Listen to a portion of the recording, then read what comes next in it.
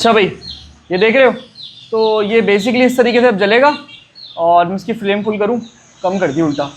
तो भाई अच्छी खासी फ्लेम है इसकी। तकरीबन 15 के करीब चूज़े हमारे मरे हुए निकले हैं।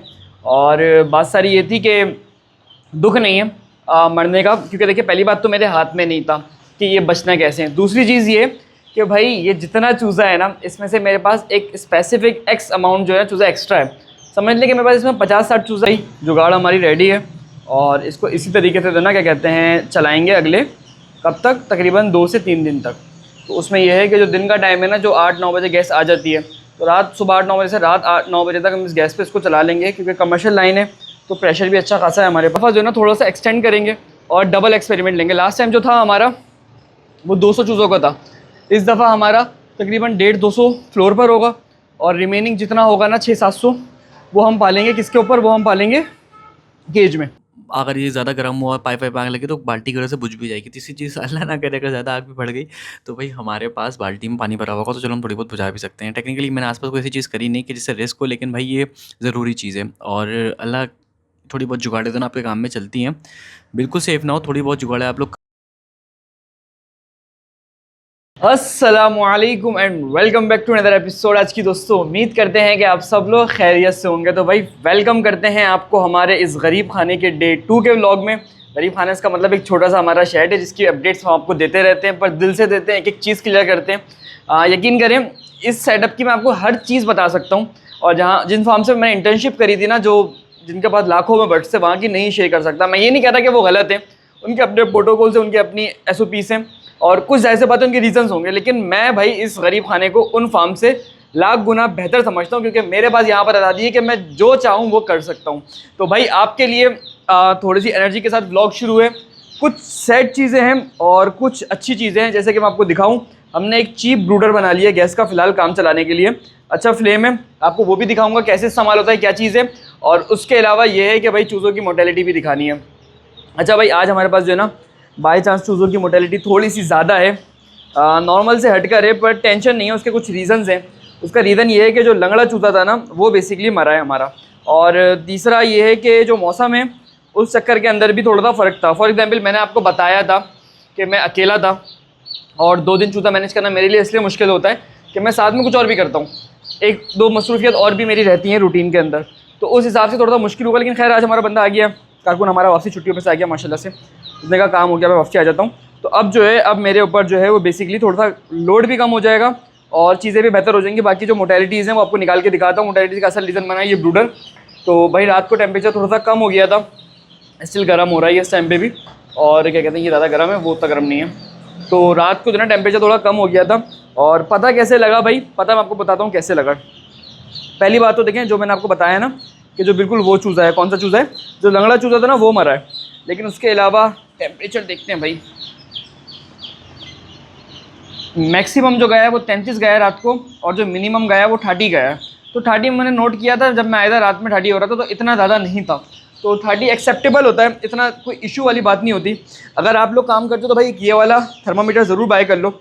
इसके फ़ायदे ये होते हैं कि आप इसके ऊपर मेमोरी का बटन अगर क्लिक करोगे तो ये आपको मिनिमम मैक्सिमम टेम्परेचर बता देगा। जैसे कि 32.1 जो आप देख रहे हो ये करंट टेम्परेचर है।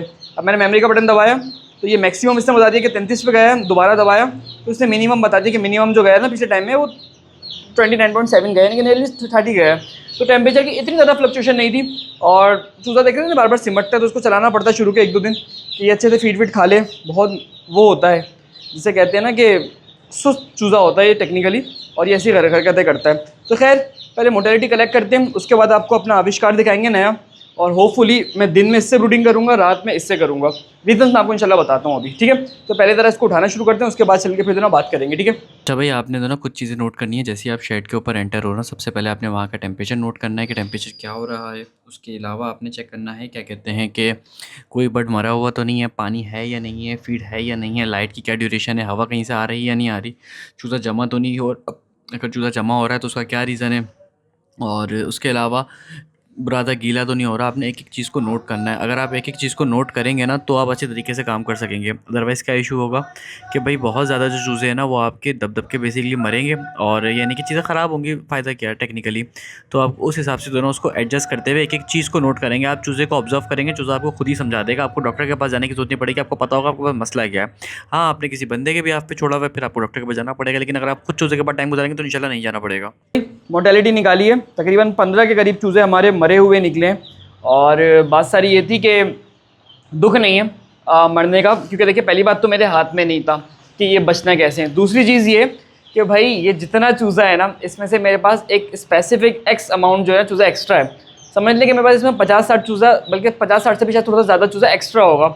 उसका रीज़न सारा ये था कि भाई हैचरी से कभी कभार हमें चूज़ा एक्स्ट्रा मिल जाता है, सिर्फ और सिर्फ अपनी पीआर के ऊपर। कभी कभार, बहुत रेयरली होता है। मैं कभी किसी से कमिट नहीं करता कि भाई आपको चूज़ा हम एक्स्ट्रा देंगे, लेकिन जब हमें मिलता है तो हम सामने वाले को दे देते हैं। और आप में से बहुत सारे लोग जिन्होंने बाई किया उन्होंने देखा होगा कि 50 लेने आते हैं, 80 मिल जाता है, 100 मिल जाता है, 500 लेने आए 600 मिल गया, 650 मिल गया। रेयरली होता है, हर दफ़ा नहीं होता ना, हम किसी को गारंटी देते, लेकिन अगर हमें मिलता है तो हम आप लोगों को फेवर देके चूज़ा हम आगे निकाल देते हैं। तो पहली बात तो ये हो गई। दूसरा, आपको ज़रा मोर्टेलिटी का रीज़न मैंने आपको बताया कि थोड़ा टेम्परेचर कम की वजह से चूज़ा वहाँ पर जमा हुआ था। जो लंगड़ा और कमज़ोर चूज़ा होगा ना, वो दब के मर गया होगा। तो यार पहली बात टेंशन की बात नहीं है, दब के मरेगा। जो कमज़ोर चूज़ा है वो निकल जाएगा, जितनी जल्दी निकल जाएगा अच्छा है। दूसरी चीज़ ये कि अभी जो चूज़ा है ना, वो आज फॉर एग्जांपल 15 मरा है, कल अल्लाह ने चाहा तो 7-8 होगा, उसके बाद अल्लाह ने चाहा तो 2-3 होंगे। तो आहिस्ता आहिस्ता ये डाउन बढ़ जाएगा। शुरू के first day, second day, third day mortality normally ज़्यादा रहती है, और आजकल जिस वेदर के अंदर हम लोग हैं तो भाई अच्छी खासी रहती है। तो मोस्ट क्रिटिकल वेदर भी टेक्निकली हम इसको कह सकते हैं आज के हालात के अंदर आजकल ये होता है। तो पहले क्या करेंगे, पहले हम ज़रा आपको ब्रूडर की सेटिंग दिखाते हैं, उसके बाद चल के फिर बात करेंगे, ठीक है। अच्छा भाई, आपको ज़रा मैं दिखाऊँ कि किसको मैं कह रहा हूँ फ्लेम कैप्चर। तो भाई बेसिकली एक चीज़ है नॉर्मली जिसको हम यूज़ करते हैं वेल्डिंग के अंदर, आप लोगों ने शायद देखा उसको। तो मैं इसको एक काम से लेकर आया था, और लाने का रीज़न ये था कि मैंने इस क्लीनिंग में उसको काम में लिया था। तो खैर क्लीनिंग की तो बात अपनी जगह थी। अभी जो है ना, मैं आपको इसकी एक चीज़ दिखाता हूँ क्लीनिंग में कहाँ इस्तेमाल हुआ। सॉरी इस दफ़ा रिकॉर्ड नहीं करी, नेक्स्ट टाइम रिकॉर्डिंग में आपको इंशाल्लाह ज़रूर दिखाएंगे। अच्छा भाई, ये देख रहे हो, तो ये बेसिकली इस तरीके से अब जलेगा। और मैं इसकी फ्लेम फुल करूँ, कम कर दी उल्टा, तो भाई अच्छी खासी फ्लेम है इसकी। और ये जो है ये एक टाइम तक हमारे साथ जलता रहेगा, देख रहे हो, अच्छी खासी फ्लेम है टेक्निकली। तो अभी जो है ना हमारे पास फ़िलहाल ब्रूडिंग के लिए भाई ये चीज़ चलेगी कुछ टाइम तक। और कुछ टाइम से मुराद ये है कि खाली जो दिन में है ना, मैं इससे ब्रूडिंग करूँगा, और जो रात है, रात में अगेन उस ब्रूडर को जलाना है। तो फिलहाल ज़रा इसको फिटिंग करके दिखाता हूँ उसकी फ़िट कैसे करनी है, ताकि ये काम भी चल जाए। ये जुगाड़ फार्म के लिए थी, जब हम फार्म पर थे तो यानी जुगाड़ इस्तेमाल करते थे अक्सर, क्योंकि वहाँ पे गैस फ्री की थी।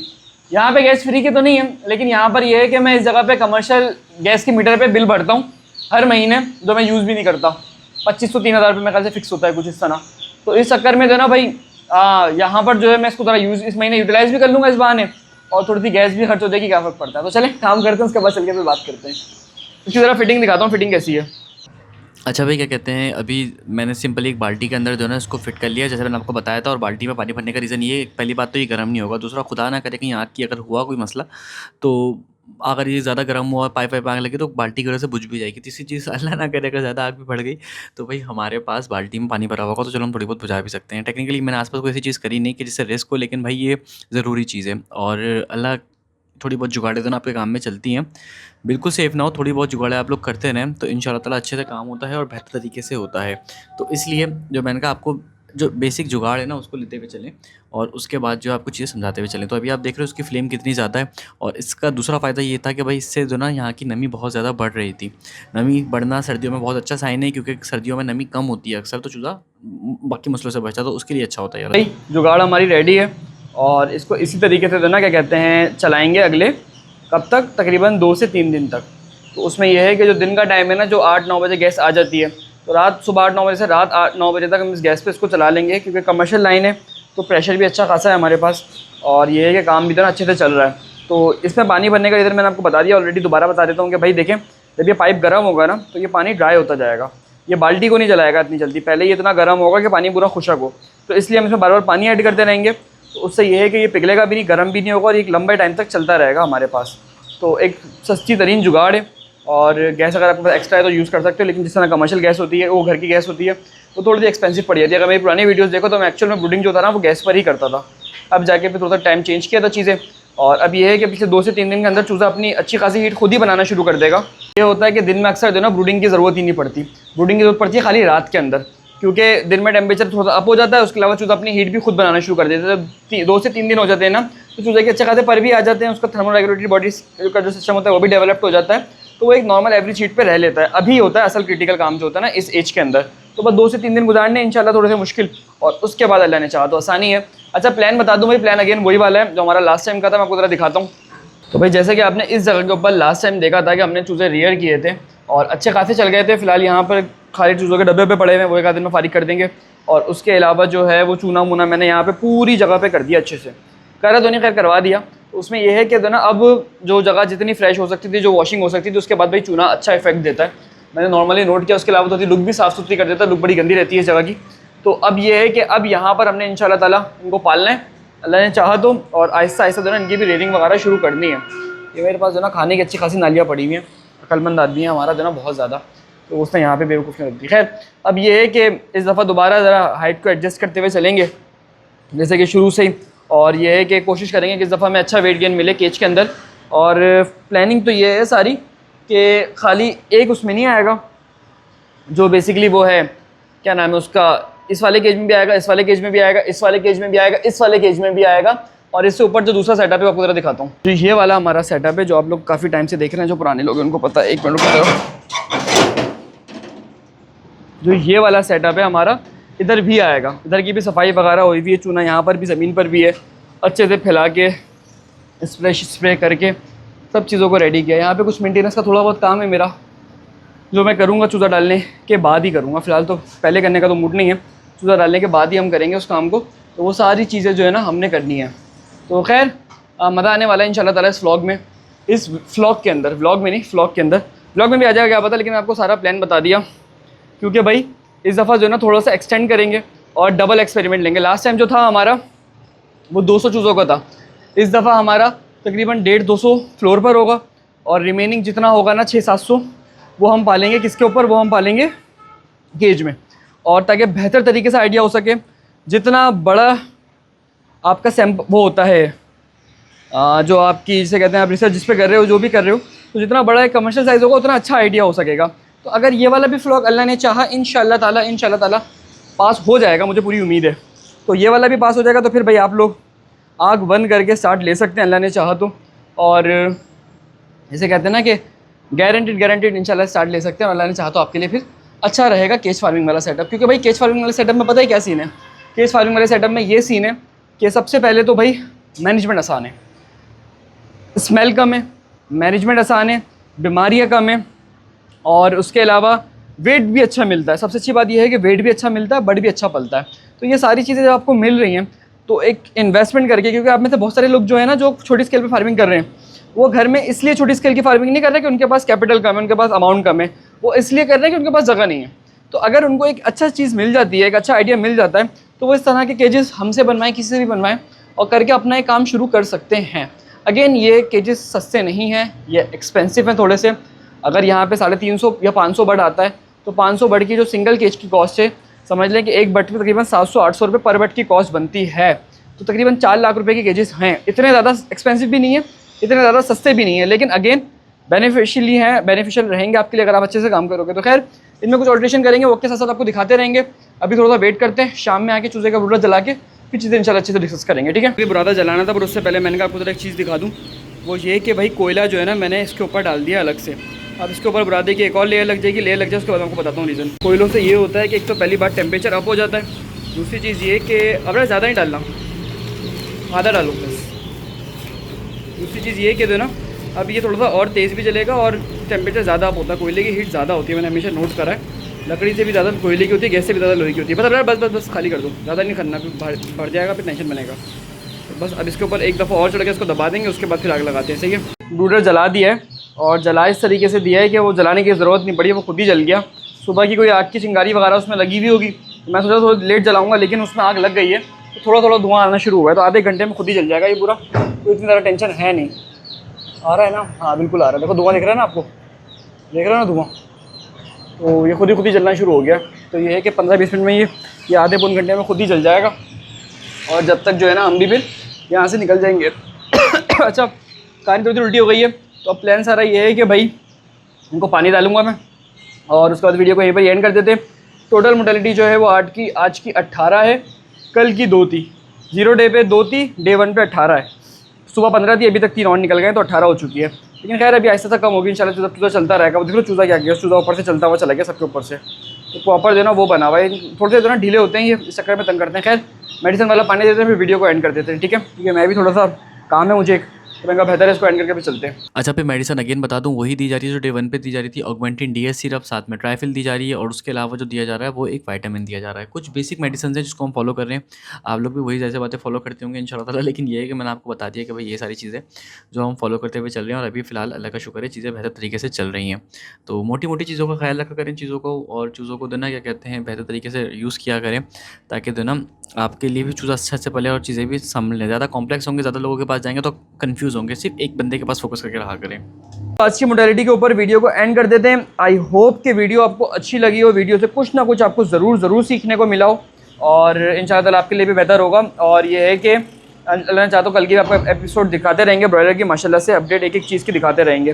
तो अभी ये सिचुएशन है भाई, घर तो दबा चलाते रहो। ये एक नंबर के नेस की मारे होते हैं, इनको कुछ काम धंधा होता नहीं है, बस इनको देना चलाते रहो आप। बहुत सुस्त चूज़ा होता है ब्रॉयलर का शुरू के डेज़ में, उसके बाद इंशाल्लाह ताला बेहतर हो जाता है, थोड़ा बेहतर फ्रेश हो जाता है। तो बस ये ज़्यादा जमघट्टा लगा के बैठेगा तो दाना पानी नहीं खाएगा, और फिर भूखा रहेगा तो फिर कमज़ोर हो जाएगा। तो ये बस चीज़ होती है। तो एक हद तक चलाते हैं, इतना ज़्यादा भी नहीं चलाना कि ज़्यादा चला लिया तो पता लगे फिर वो वीक ही हो जाता है। तो वो भी एक इशू रहता है, टेक्निकली मसला रहते हैं। तो ये सारी चीज़ें थी जो उम्मीद करते हैं कि आपको समझ में आई होंगी। वीडियो आपको अच्छी लगी हो तो वीडियो को लाइक करेगा। मिलते हैं अपने अगले एपिसोड में। अपना और अपने हेल्थ का ख्याल रखेगा। साथ में हमसे फार्मिंग सीखना चाहते हो तो फार्मिंग का कोर्स बाय कर सकता है, जिसकी फ़ीस है 2500 रुपीज़ है। कोर्स की मज़ीद डिटेल के लिए आप मुझसे व्हाट्सअप पर कॉन्टैक्ट कर सकते हैं। नंबर आपको मेरा स्क्रीन पर गिवन है, मिल जाएगा। मिलते हैं अगले एपिसोड में। अपना और अपने हेल्थ का ख्याल रखेगा। अल्लाह हाफ़िज़।